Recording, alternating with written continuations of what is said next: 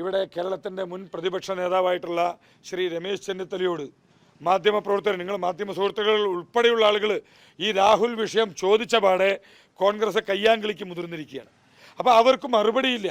കാരണം ഹെഡ് മാഷ് താങ്ങി നടന്നവരും എല്ലാവരും വരിവരിയായിട്ട് ജയിലിലേക്ക് ആവാനായിട്ട് പോവുകയാണ്. ഓരോ കഥകളും പുറത്തു വരുന്നത് കോൺഗ്രസ് പാർട്ടിയെ വീണ്ടും വീണ്ടും പ്രതിരോധത്തിലാക്കുകയാണ്.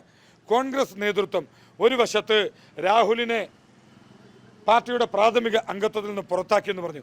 പക്ഷേ ഇതേ നേതൃത്വം തന്നെയാണ്, ഇതേ നേതാക്കന്മാർ തന്നെയാണ്, ഇതേ പ്രവർത്തകർ തന്നെയാണ് രാഹുലിനെ പാലക്കാട് ഉൾപ്പെടെയുള്ള കോൺഗ്രസ് വേദികളിൽ, കോൺഗ്രസ് യോഗത്തിൽ, കോൺഗ്രസ് സ്ഥാനാർത്ഥികളുടെ പ്രചരണത്തിൽ കൊണ്ടു നടന്നതെല്ലാം ഇതേ കോൺഗ്രസിൻ്റെ നേതൃത്വം തന്നെയാണ്. രാഹുൽ വിഷയത്തിൽ കോൺഗ്രസ് പാർട്ടിയുടെ ഇരട്ടത്താപ്പ്, ഷാഫി പറമ്പിലിൻ്റെ ഇരട്ടത്താപ്പ് 100% ഈ നാട്ടിലെ ജനങ്ങൾ തിരിച്ചറിയുക തന്നെ ചെയ്യും.